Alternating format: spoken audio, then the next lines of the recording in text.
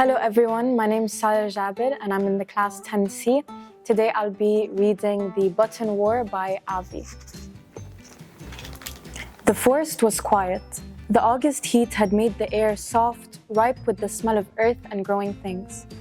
Tall old trees arched over us like an ancient church. Here and there, rays of sun poked down to dot plants with specks of light. A few small white and blue flowers showed shy faces, while an occasional mushroom had popped from the ground, like a moist brown bubble. Animals were there: red deer, foxes, martens, snakes. Not that we saw or heard them. Our constant jabber and laughter had chased everything away. There were 7 of us: Jugi, Jurek, Macri, Rakla, Ulrich, Wojtex, and me, Patrick, all 11 or 12 years old. Nothing like a club or a gang, more like a flock of wild goats. We'd race around our village, roam nearby fields, steal some fruits, kick an old ball up and down the street, play hiding games, or dash in and out of one another's homes to share news, such as, Wojtek's sister cut her finger. We even dressed pretty much the same: baggy trousers, dark shirts, cloth caps, plus old shoes or patched boots. Of course, there were differences. Rakla, whose father was well off, wore mostly new clothes with jet buttons. Jurek, at the other end of things, seemed to keep his clothing together with bent pins. Didn't seem to matter. We 7 always did things together. That's why when Jurek said he was going to the ruins because his sister had gotten mad at him and told him to get out of her house, we went with him. Anyway, he said, that's my real home. About a mile into the forest, we left the road, Jurek in the lead, and tramped under dark trees until we reached higher ground.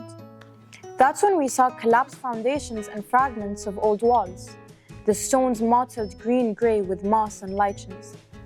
Most of it was half-sunk earth. There was also a crooked chimney with a usable hearth. I thought it had once been a farm. Macri was sure the place was an abandoned bandit's hideout.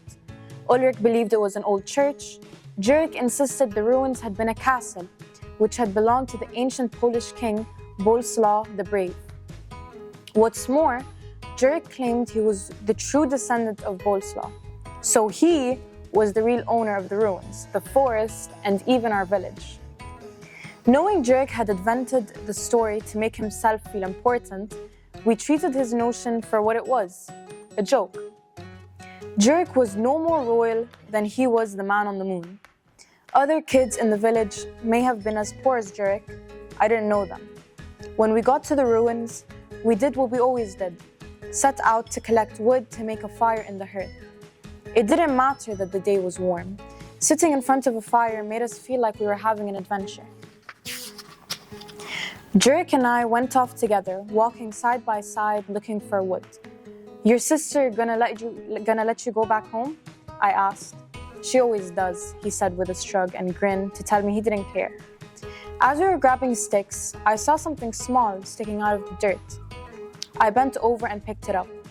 Let me see, cried Jurek. I saw it first. Not that he had. I swung around my back to him, even as I brought the small thing close to my eyes. What is it? Said Jurek. What?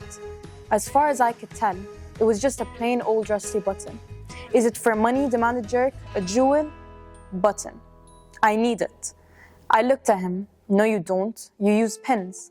That shut him up like a slammed door.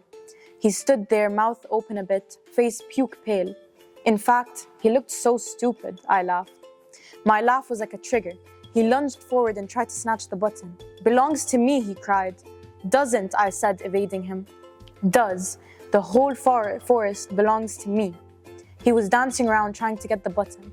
I kept shifting so he couldn't. Come on, he yelled, it's mine. I stepped away and looked at him.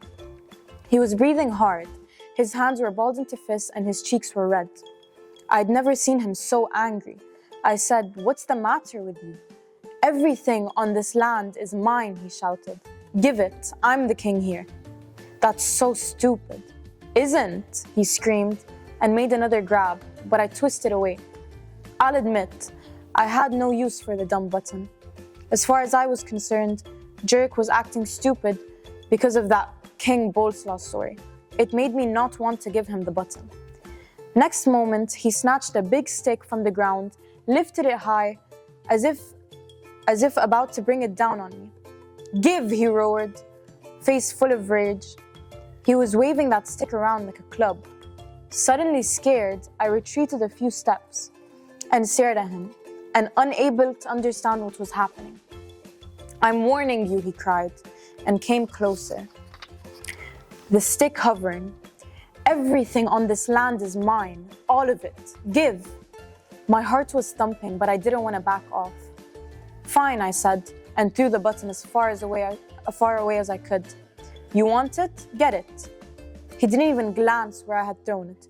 He just stood there holding up that stick, panting, trembling. I couldn't believe the hate I saw on his face. He lowered the stick gradually, but kept glaring at me. I found my voice. "I'm going back," I said, and ran off, leaving Jurek where he was, gripping the stick, still furious.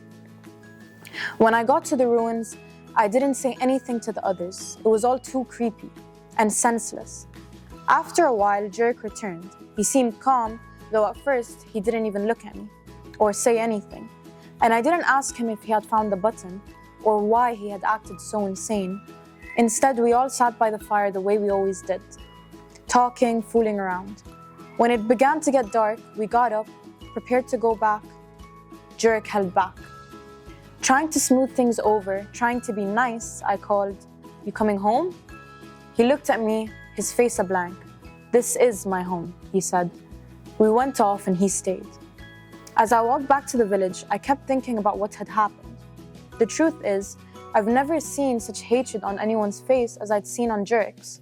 Baffled, I tried to forget his craziness, hoping it wouldn't happen again, but it did. Thank you. That was chapter 1. Hope you enjoyed.